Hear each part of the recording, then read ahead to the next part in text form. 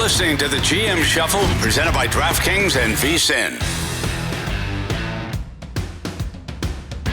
Welcome into the GM Shuffle. I am Geoff Schwartz alongside Marty Hurney, and we got you covering all the National Football League games for this week. We'll start with a little news and notes. We'll hit on the game on Thursday between the Niners and Rams. We'll touch on the early game on Sunday, some quarterback news there, and then we'll just fire through the rest of them, give you our favorite wagers of the week and everything else. As usual, GM Shuffle presented by DraftKings. DraftKings, the crown is yours.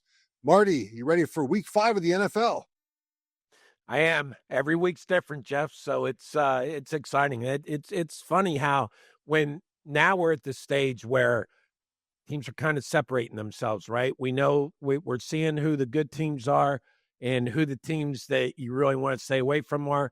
But then there's so many of them in the middle. It's these next 3-4 weeks, the second quarter of the season is just going to create more separation. Well, that's a good place to start, Marty, because, the season is broken up into quarters, right? I was taught this when I played with John Fox as a rookie, where you have, and when it was 16 games, it was very easy, right? You had four game quarters. Now, obviously, you have a fifth game now that gets put in a quarter somewhere, but the general philosophy still applies, where you have the first quarter, the second quarter, the third quarter, the fourth quarter, right? And you want to see how your team improves through all the quarters, right? But it's a good evaluation point after 4 weeks to see where the teams are at. And also, too, just from, talk about evaluation, though, but trends across the league change after four weeks. Every 4 weeks, when you're watching film, by the way, as a player or coach, you're watching the last 4 games. That's it. You're not walking there. You might go back and look at other stuff that happened 9 weeks ago and certain thing they did. But as far as game plan and scouting, it's about a 4-week cycle, right?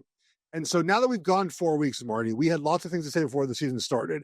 And now it's time to reevaluate some of those things that we had to say. And I think the best way to do that is to look at maybe a couple teams that we thought were going to be bad that are now good, and then vice versa. And I'll start with a team that I think I just didn't know what they were going to be, and that's the Jacksonville Jaguars. And we had not seen enough, in my opinion, from Trevor Lawrence to justify the hype around his draft slot, right? Now, part of that could be the coaching he had, the situation he's been in. And you got Liam Cohen, right, into the mix, who's a young coach. We don't know much about him from a head coaching perspective. And Marty, they're 3-1. Like they easily could be 4-0 if they end that Bengals game a little bit better. So to me, Jacksonville's my surprise good team. Now, other people, of course, maybe thought they'd be better, but I just didn't expect them to, and they've improved each week now. They can't figure out how to use Travis Hunter. That's a problem. But I think Trevor Lawrence is getting a little bit better. They're better on defense, by the way, which I did not expect, Marty. They're playing better on defense. They're rushing the passer better. And so to me, it's a Jacksonville Jaguars that are better than we thought. What's a team that you were down on that's been better? I just didn't see this coming from the Colts, Geoff. But when you look at it, they're the real deal. I mean, think about it. Adonai Mitchell, and I don't want to call him out, but he cost them 14 points last week against the Rams with the touchdown fumble when he was crossing the goal line, and then the holding penalty on Jonathan Taylor's touchdown run. They win that game if he doesn't do those things. I think offensively, it's really hard to find a weakness, and they are a more well-rounded team than I thought. The Colts are probably my biggest surprise. I didn't see them being a factor in the division. But I tell you, the team I missed on, Geoff, is the Detroit Lions. I didn't think they'd be bad, but I didn't think they were going to be good. And you could argue that right now they are the hottest team in football right now. Well, yeah, I think that'd be a great argument. I think that I didn't know what to make of the Lions, Marty, right? So you have a situation where you lose both your coordinators, and we all agreed how good those coordinators are. You were super injured last year on defense. Jared Goff, I thought, sort of is at his ceiling. They lose week 1 of the Packers. You're like, oh yeah, this is not good. Now, to be fair, they have beaten nobodies, and we'll know a lot more about them when they play Kansas City in a couple of weeks, because obviously the Chiefs are playing much better now. That game is in Kansas City. They also had all their tough games on the road. They've already beaten Baltimore on the road. They lost the Packers, are 1-1. They get the Bengals this week. That I thought would be tougher, but obviously with Jake Browning there, it's not the same game. So, yeah, the Lions are playing really well right now. They're really focused. They're playing their game. And Dan Campbell deserves a credit for that, Marty. The team that I thought would be better that I've whiffed on so far is the Dallas Cowboys. And it's very simple. And I think I whiffed on half of the Cowboys. I thought they'd be good in offense, Marty, and they are. They're number one in the NFL in yards per game. And Dak Prescott's been great. And I made this point to start the season.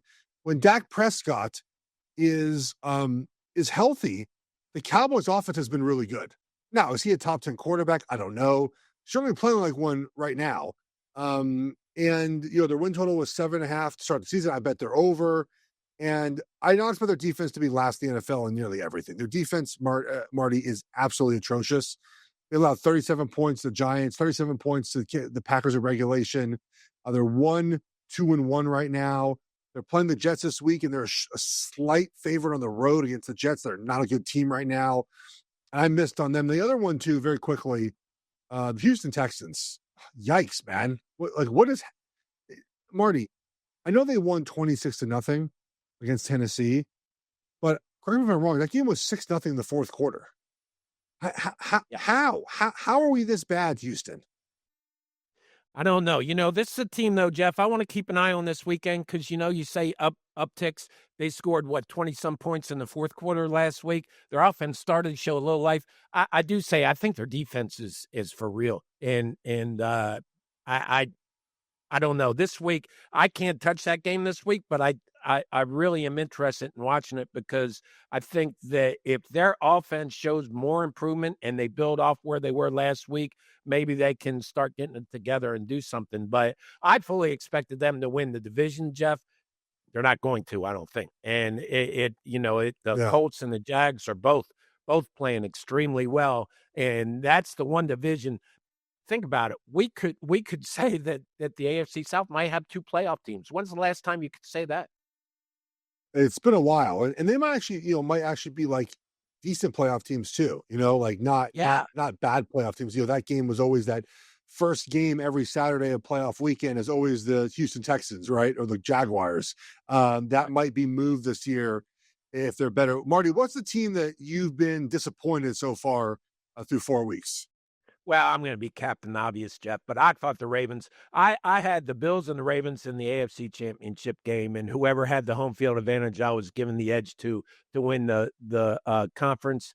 Now it's just, listen, injuries definitely have an impact on their 1-3 start, but it's like when the Detroit Lions went in and beat them physically, Geoff. They just, the Ravens are the team that punches everybody in the mouth. The Lions came in and kind of punched the Ravens in the mouth.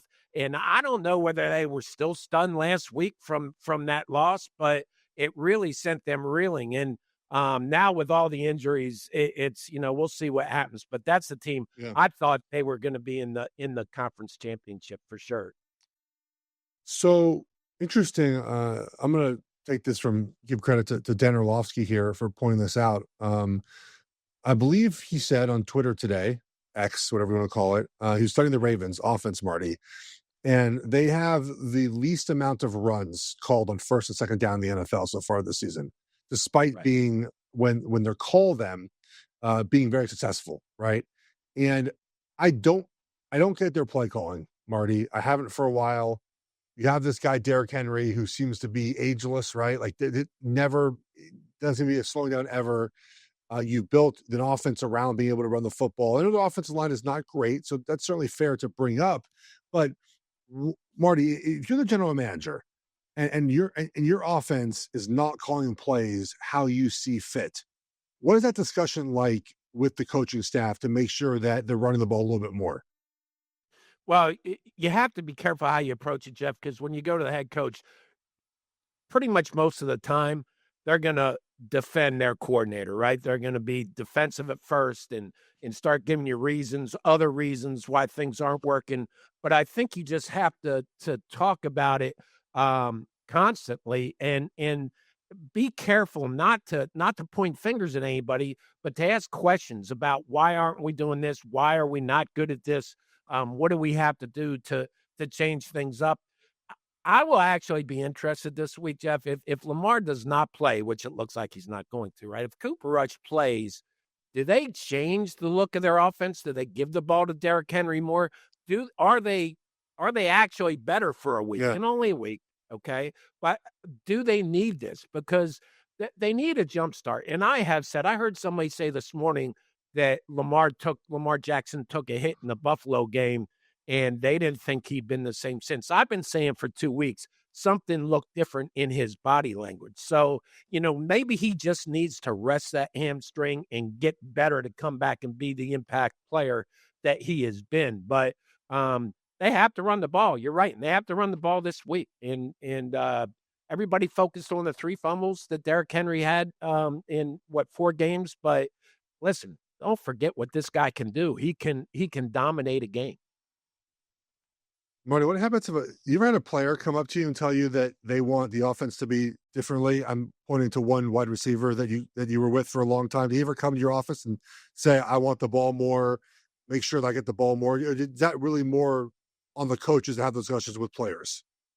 Well, yes. I mean, I have had players and the one player you're talking about pretty much did it every week. But that's what you want from good players. I remember Joe Gibbs used to say that between Art Monk and Gary Clark and Ricky Sanders, that one of them was in his office every Monday morning complaining he wasn't getting the ball enough because they had 3 really good receivers. You want your receivers to feel that way. Now, anytime a player came to me with those type of issues, I would point down the hallway because you got to be really careful not to split, right? You can't split. Everybody's got their lanes and their role, and you send them down to the head coach for something like that. But I think that is characteristic of the position. Any offensive linemen ever do that? I can't imagine that we went up there to tell you to run the ball more. No, you guys just complained about practicing too hard. Too much. Getting beat up too much during the week because you had to play on Sunday. Too much. Hey, man, there are no practices now. I saw someone complaining on the internet about offensive line development. I'm like, yeah, how about practice? We used to do this thing called practice, Marty. It's how you develop offensive linemen. You put the pads on, you hit each other. I know, I wasn't always the most fun, but, now that I'm retired, I can say, hey, man, it really helps you get better. All right, let's hit Thursday Night Preview. We'll do that next. GM Shuffle, presented by DraftKings Network.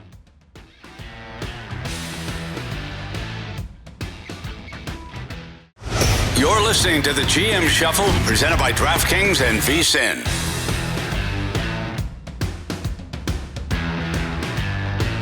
Welcome back to GM Shuffle. Geoff Schwartz, Marty Hurney. Let's touch on Thursday Night Football quickly, Marty. This won't be a long discussion, I don't think.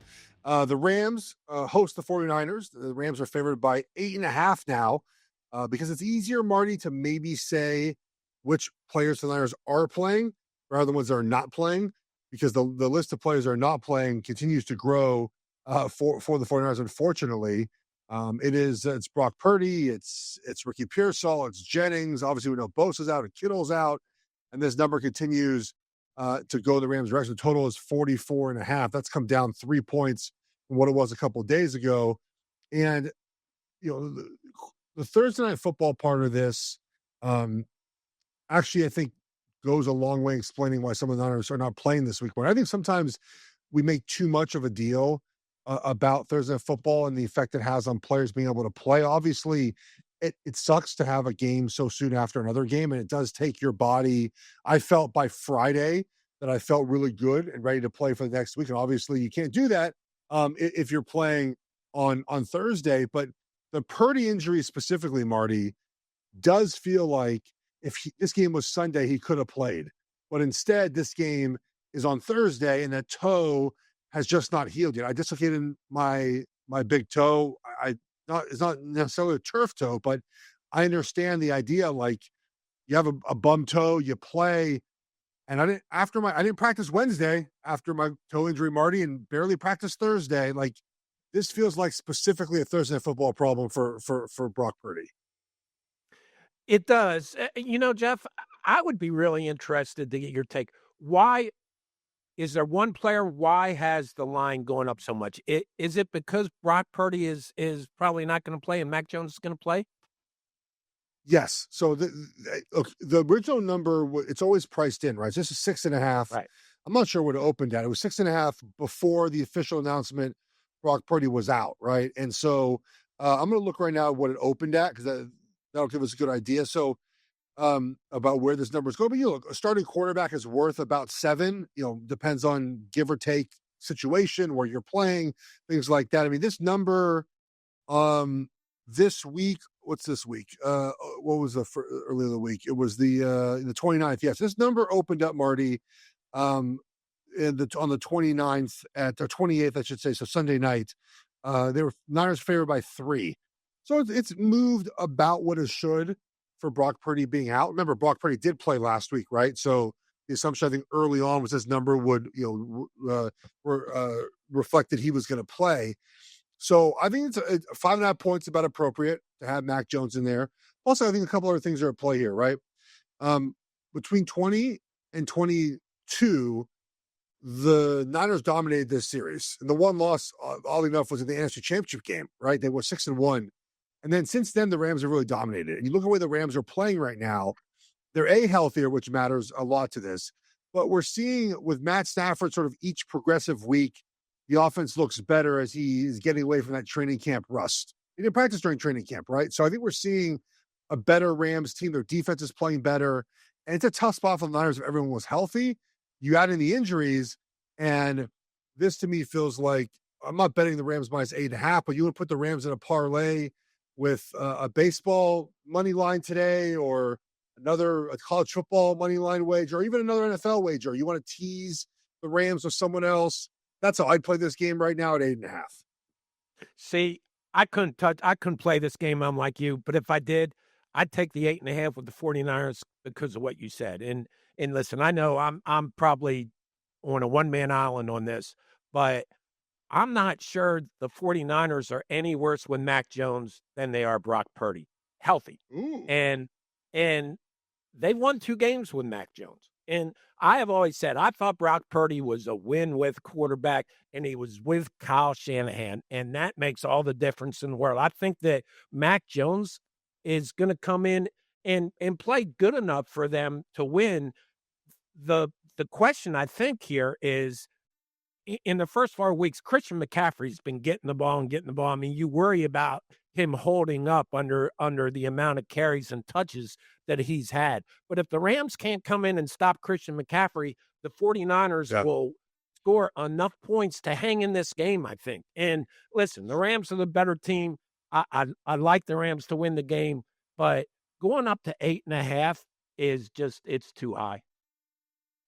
So Brian Robinson, the Niners' backup running back, is 18.5 right now for his rushing number. I look at the over in this one, Marty. You mentioned it.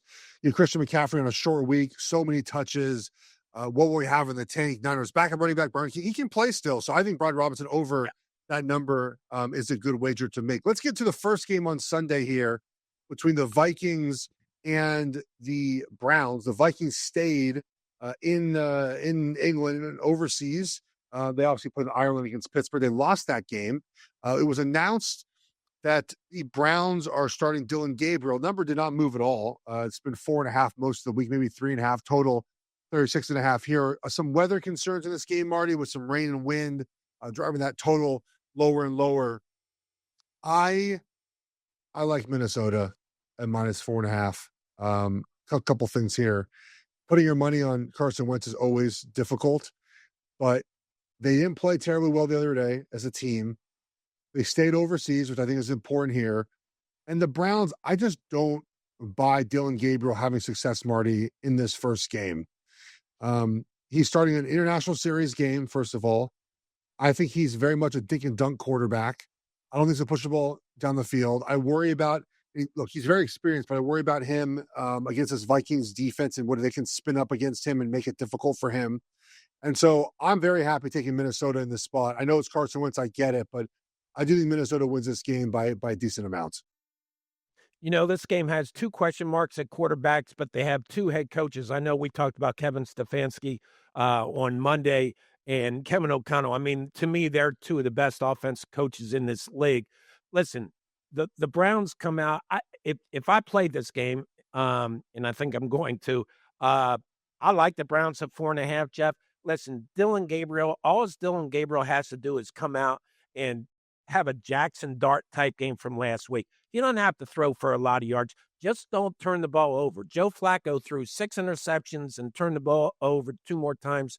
Had 8 turnovers, I think, in 4 games with the Browns defense. And again, the Browns defense, you're right, Carson Wentz. Listen, I just think that Carson Wentz has a hard time sometimes of making the right decision, but really holding on to the ball too long. And I think this Browns defense is going to put a lot of pressure on him. That under's 36.5, and you wouldn't bet the over, would you? I mean, I think the only side you would take if you did was the under, because you don't expect a lot of points in these games. What's Brian Flores going to cook up for a rookie quarterback with his first start? He's going to try to pressure him and confuse him. So do turnovers play the biggest part in this game? I think they do. But I think that Dylan Gabriel is going to go in with one mandate. Do not turn the ball over. Protect the ball. If he protects the ball, I think the Browns can stay in this game. Their defense is really good. And I think that Minnesota's going to have a hard time moving the ball as well. I like the Browns at getting 4.5. If you like what you're hearing here on the GM Shuffle, there's even more at VSiN Pro. Betting splits, power ratings, and sharp analysis, all for just $9.99 your first month. Go to vsin.com/subscribe and check out all the subscription options. Another, to me, the best 1 o'clock game, Marty, after we get done with the game overseas, is the Broncos at the Philadelphia Eagles. This number is Broncos getting 3.5 points here. Total is 43.5. Eagles, to me, played far better than I expected in Tampa Bay this past weekend, Marty. That's been a team that they've had trouble with, and Baker Mayfield was trying to scramble them back into the game, but the Eagles ended up winning by 6 with the take a safety. But it was an 8-point lead there very late in that game.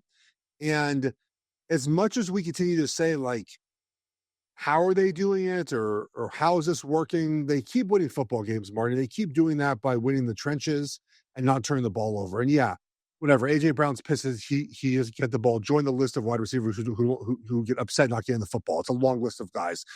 But I like their style of football. There's a reason why they're winning these games.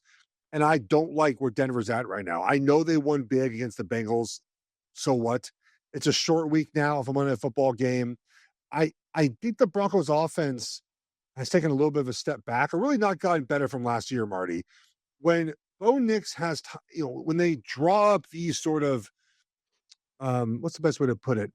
Just like very controlled passing concepts, he's fine, but there's not a ton of those you can do.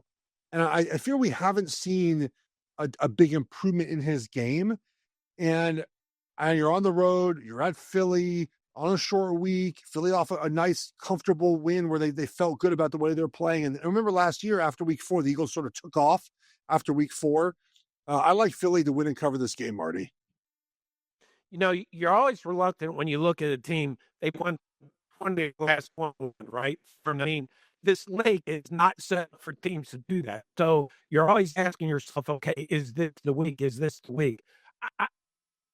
I think the Broncos have a chance to cover. This game's too hard to touch, in my opinion. But I do think that Bo Nix, I think he has gotten a little better. I mean, I love the relationship that Sean Payton has with his quarterbacks.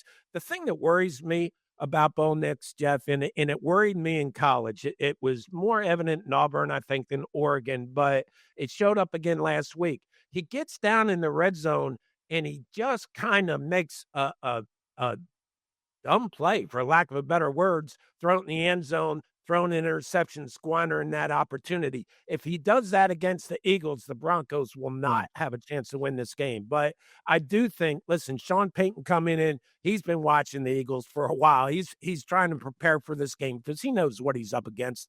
I think the Broncos will continue to improve. It's hard to bet against the Eagles right now, either to win the game or with the points. This will be a good game to sit back and watch. But I still think the Broncos have a chance to be a playoff team. As you get closer to the red zone, the field shrinks, correct? And as the field shrinks, it takes quarterbacks who understand concepts and can process quickly and get the ball out quickly. You have to throw the ball quickly and in tight windows in the red zone. As the defense is closer to you, the field compresses. And so it does take a certain type of quarterback to get that done. And maybe Bo Nix right now He's not at the level to be a great red zone quarterback. Obviously, time to get better at that. All right, we're going to start hitting through all these games. We'll touch on all the 1 o'clock games next. James Huff presented by DraftKings Network.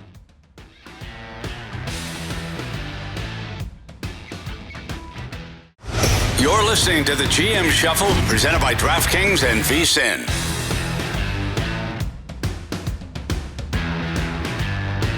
We're back on the GM Shuffle. Geoff Schwartz, Marty, Hurney. Giants at the Saints, Marty. 0-4 Giants. 0-4 Saints. 1-3 Giants. Saints are a slight favorite in this game. Makes a little bit of sense considering home field does matter a touch in the NFL still. Jackson Dart making his first road start. Marty, we need to hire Jackson Dart's PR people. Who do we have to call to make that happen? I mean, realize he threw for 110 yards, right, in this game against the Chargers? Because we talk about him like he threw for 350. We talk about him like he was Cam Newton, Marty, in that first game in 2011, throwing for 300 yards. He threw for 111 yards. He rushed for 52. One was a 15-yard touchdown, which is a great play design.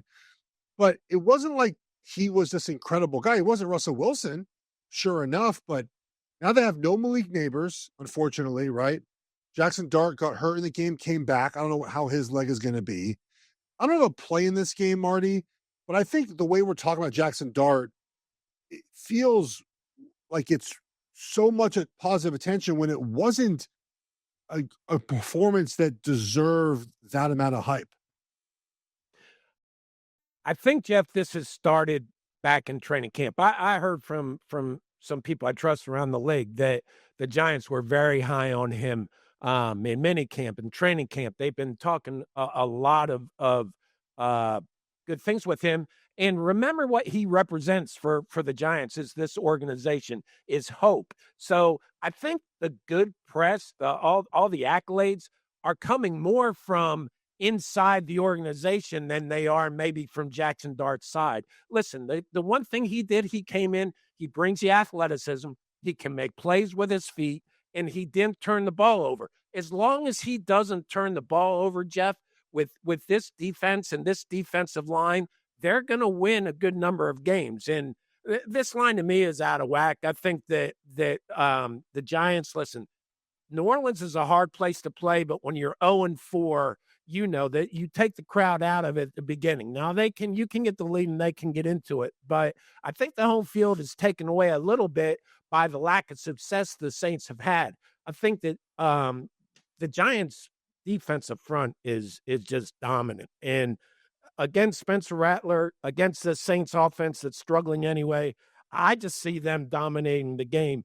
Jackson Dart just has to come out and not make a lot of mistakes and protect the football, make plays with his legs. That's what he did. And anytime a rookie comes in, first-round pick, up in New York, and they win the game, they've had success. You're right, he threw for 111 yards. But he protected the ball, he showed athleticism, and he brought hope. And that's the most important thing about a young quarterback coming in this situation is he's the hope for your organization. So I like the Giants in this game just simply because I think they're a better team than the Saints. I like Jackson Dart under 172.5 passing yards for this game. So another one as we make our previews here, Marty, very quickly. I don't know if there's much to say to this one, but Raiders are at the Colts.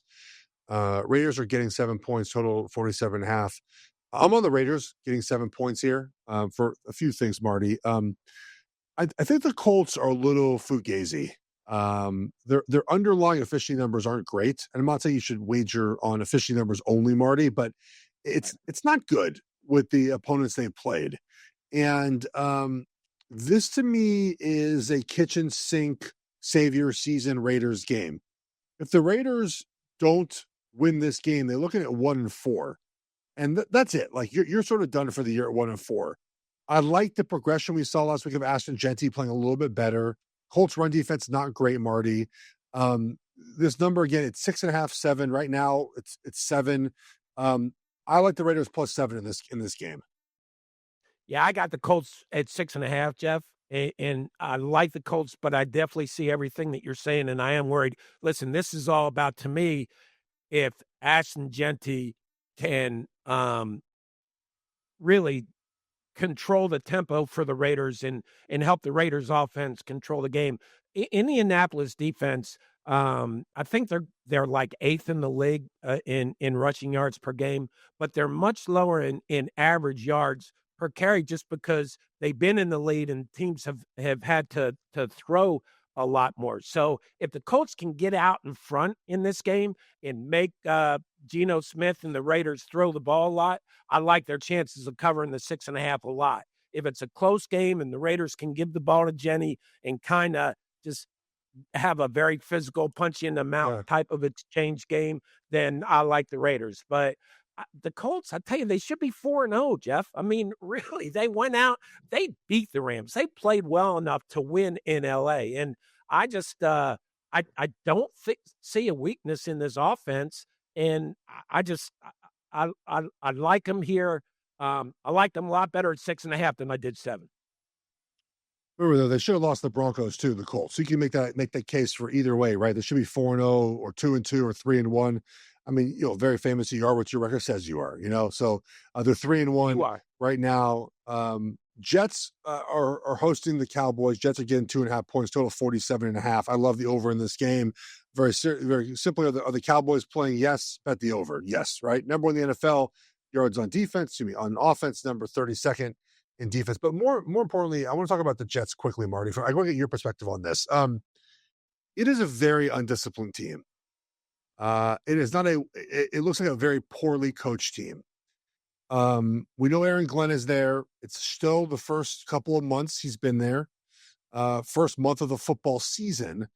But at what point do you start in the front office saying to yourself, why is this still so sloppy? What has to be done to change all this? Well, especially look last week with the penalties. Listen, John Fox would always say more games are lost than won. The Jets lost that game. I mean, they have been beating themselves. And to me, they could have run the ball against the Dolphins for over 250 yards and controlled the game. They did not. So you're exactly right. We have to give Aaron Glenn time. Steve Wilkes, defense coordinator, I have great respect for him. But they if you keep being yourself, and I don't know whether you can flip the switch, Geoff. I don't know whether you can make all those penalties and just not play smart, and then the next week all of a sudden come out and play well again. So because of that, I do like the Dallas Cowboys, give them the 2.5 here. I just think you can't beat yourself in this league, and that's what the Jets are doing. So and they don't have any rhythm at quarterback. To me, again, with their rushing attack, they should run the ball and control the clock. They really haven't done that. The over again is the thing I'm eyeing this game. The last thing too is are we sure Aaron Glenn's a good defensive coach, Marty? I mean, I think I mentioned this a couple times now. Lions weren't great on defense. Injuries were part of it, and the Jets have been atrocious on defense. They have good personnel. They shouldn't be this bad on defense, and they're just not good on defense, Marty. And it doesn't appear to be getting any better. The team they played on Monday is in Carolina. Carolina is getting 1.5 total, 45.5. Obviously, the injury to Tyreek Hill will change the Dolphins' offense, and we hope that he has a speedy recovery. It's a dislocated knee is a bad injury, guys. It's one of the ones. Achilles tear and dislocated knee are like top of the list for real bad lower body injuries. I hate myself, Marty, for this, but Carolina is going to make my card this week at plus 1.5 for a couple reasons. One is you can't play worse than 42-13. And I think we see often in the NFL where a team has a bounce back week. There's a lot of talk this week in the building about how embarrassing that was on Sunday. And the players and coaches are going to go out and prove that's not who they are this weekend against a bad Dolphins team. And what are the Dolphins, Marty, without Tyreek on offense? Who's spreading the field for them? Who's pushing the ball down the field? Yeah, Waddle can catch intermediate routes, right? But he's not a deep threat for them. So without Tyreek Hill, man, this offense to me takes another hit. And so I'm banking on Carolina just being embarrassed enough to play better this weekend, and the Dolphins on a short week without their best player on offense again, kind of looking depressed on offense. Yeah, it's hard for me either team here. I tell you, Geoff, I was, I liked the Panthers last week going into that game against the Patriots. I couldn't have been more wrong. And I told myself Monday or Tuesday, I said, there's two teams that I am not going to bet on for the rest of the year. Carolina and Cincinnati. Cincinnati without Joe Burrow. If I bet at all when the games they play, it's going to be on the other side, just because I just can't see what they have offensively that scares other teams. And in the Bengals case, it's no Joe Burrow, but I hear you. You would think that they would come off that loss against Miami. Miami certainly did not look very impressive to me the other night. I just these are two bad teams, I think, Geoff. Two teams that are going to struggle through the year. I agree with your logic, and if you had to bet this game, I probably would do that, but I'm just going to stay away from it.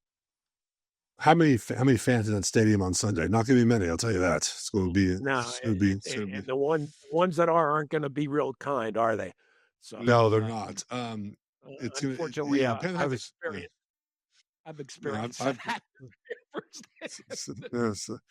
So have I.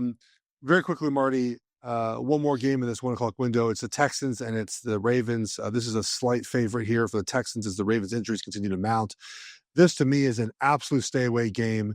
The Texans to me have not found any rhythm on offense. It's very easy to say, oh, they're going to go to Baltimore and win because Cooper Rush is playing. We talked earlier. I mean, if the Baltimore decides to dedicate themselves to running the football and having a more managed offensive game plan with Cooper Rush, there's no reason the Ravens cannot win this game. So a complete stay away for me. Me too. The only thing that you look at when you touch the total 40.5, it would have to be the under, and I think I would stay away from that as well. But I mean, this is a game that the Ravens have to win this game to try to stay close. They've got 2 games before a bye. If they can win at least one of them, obviously, if they could win both, getting into the bye and being able to regroup. I just think that Houston's defense is probably the best unit of the 4 on the field this week, and so you'd have to go with them if you took a side. Yeah, just a hard pass for anything in this game whatsoever. All right, let's get to the 4 o'clock games and the night game. We'll preview all this next in the GM Shuffle, presented by DraftKings Network.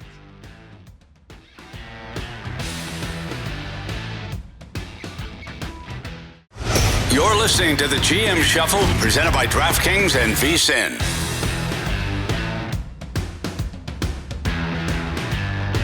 Welcome back to the GM Shuffle. Geoff Schwartz, Marty, Hurney. All right, Marty, I don't know how much you want to spend on this game, maybe 4 seconds, but Tennessee Titans are at the Arizona Cardinals. Arizona favored by a touchdown and half a point here, 7.5, total 42.5. What'd you make of Cam Ward's comments this week? That to me is more fascinating than anything that we saw in this game. He said, like, we're playing like poo, right? Like, we're playing terrible. We need to pick it up. We need to sort of play better. I like the honesty only if, Marty, we see him continue to take on a leadership role, right? If you're going to call your teammates out, your coaches out, you better be that leader that they want. If not, then this is a wasteful couple minutes of a speech from him. But I think he is that guy. Maybe the organization needs that kick in the pants to get going. They're poorly coached, as we know. I think Cam Ward's got a ton of talent. He'll certainly have another head coach next season. This team desperately needs leadership, right, Geoff? I mean, they desperately need somebody to step up. And I think Cam Ward's play, they're 0-4. They haven't scored a lot of points. But you can look at him and say, okay, they might have a guy for the future. He has not had a lot of help, had a lot of drop balls. I kind of like the fact that he comes out and says that. It's not going to make a difference what he says, or if he didn't say anything, it's still going to be, you're going to go out there and see if you're good enough. And I don't think the Titans are good enough right now. Arizona, on the other hand, who knows? I mean, it's really they go as far as Kyler Murray's legs can take them, and I don't think that's enough to win consistently in this league. So I've said before, I don't see a formula on Arizona's side Tennessee is in the first year of a young, promising rookie quarterback, but they have not played well at all. I just got to stay away from this game. Yep, I'm with you there. And a very intriguing game in Seattle here. Tampa Bay goes to Seattle. Seattle's favored by 3.5. This number is going to move quickly, I think, to 3. Total is 44.5 right now. Marty, am I missing something on Seattle?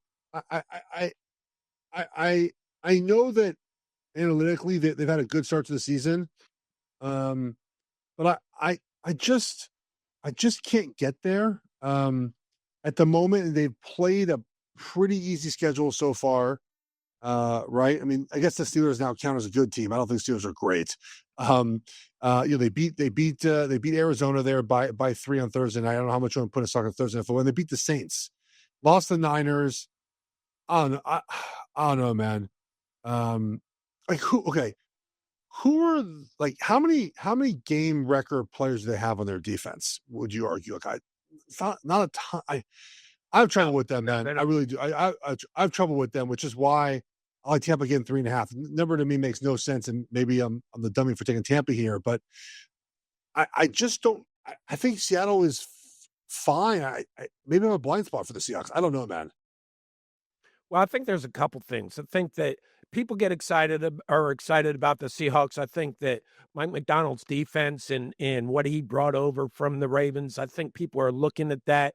They have played extremely well on defense. Sam Darnold, I think, is a guy that's easy to get behind and like because he's bounced around and played well with the Vikings last year and seems to have a very good chemistry out there with Clint Kubiak in the Seahawks. But I think the other thing, Geoff, is I don't think Tampa Bay gets enough respect.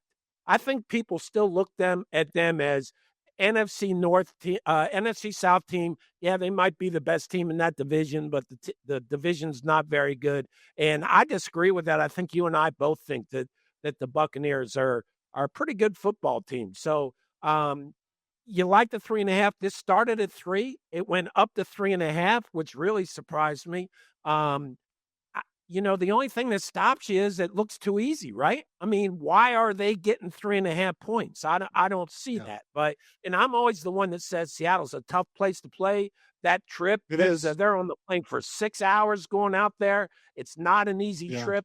But I think Todd Bowles has his team ready, and Baker Mayfield, to me, is one of the most impactful quarterbacks of the first 4 weeks. You look at the stuff he's done, Geoff, under pressure, getting hit, escaping when he's got 3 guys and it looks like he's tied up. So I would have to lean toward Tampa Bay as well in this one. And I think, too, the backdoor cover option of Tampa Bay just – playing like madmen trying to score at the end is always something to root for. I mean, they have the capability to do that very late in this game. Next up on the list here is the Lions at the Bengals. Bengals are again 10.5 here.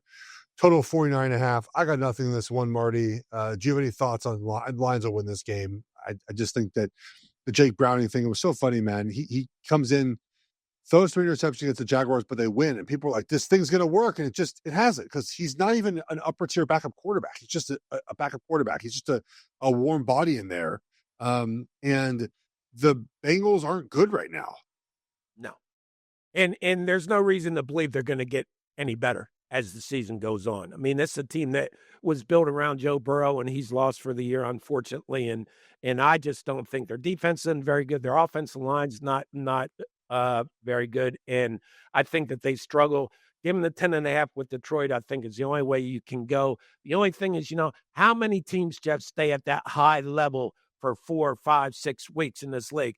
I was wrong about the Lions. I thought the change in coordinators would make a big difference. It has not. And that points directly to Dan Campbell.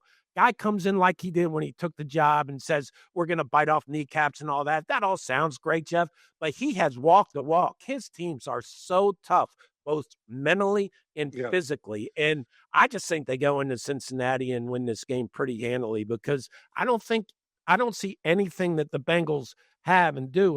Their receivers are tremendous, but I just don't see this team matching the physicality and the consistency of the Lions. The point for the Bengals, I think, would be that the Lions are a look-ahead spot, right, where they play Kansas City next week on the road in Kansas City, and then maybe, to your point, you've played 3 great games in a row.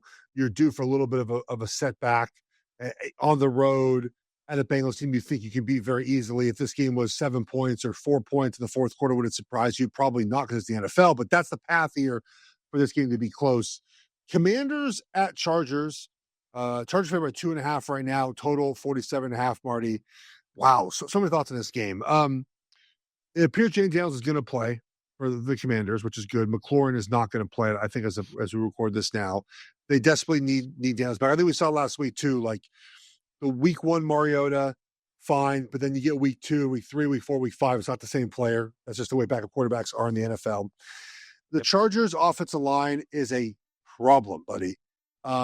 You have a situation where you have 2 tackles out now. With 1 tackle out, you can help 1 tackle. 2 tackles out, you can't help both, or you won't have a passing game. It's that simple. And Herbert's been pressured on 45 dropbacks the last 2 games, highest in the NFL by 10. I think this is a Commanders win, Marty. There's going to be a very pro-Commanders crowd in Los Angeles. Daniels back will give them a huge spark. I'm concerned about the Chargers' ability to protect Herbert in a way that's necessary. I like the Commanders here. I do as well. I picked them Monday as being one of my picks for this Sunday, and I'm sticking with it. I wish it was 3 and not 2.5.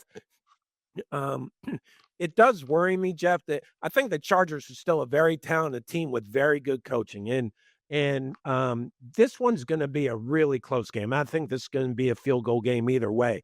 I do like Washington's ability to score points. They're just a different team with Jaden Daniels. And it's going to be interesting to see how the Chargers rebound from going to New York, losing that game to an inferior opponent, and then coming back. I would take Washington. I don't like them quite as much now as I did Monday, but I still like them to win this game. And would you consider a money line play on them? I would. I like taking the points instead of the money line, but I think they do win this game. What do the Chargers do at offensive line, Marty? There's no solution, right? There's nothing to do now. You just have to hope all gets back as soon as possible. No, Geoff, you had the best backup left tackle in the league in Joe Alt, moving him from right tackle to left tackle. So when Slater got hurt, it was a big loss, but it wasn't devastating because you knew Alt was going to go over there and play well. Now he's gone. And yeah, it does. And with a week to prepare, they're going to blitz. I would do, if I was Dan Quinn and Joe Witt, I would do everything I could to pressure those edges and get hits on Justin Herbert, because they're going to compile, Geoff. I mean, you can talk about when a quarterback starts getting hurt, his whole game changes. And I think that's what the Chargers have to be concerned about right now with Justin Herbert. Jim Harbaugh's actually come out and said that. And, he took 12 hits last week. Now he went against the best defense line in football. To me, the question is, can the Commanders get the pressure off the edges that they need to just keep Herbert flustered?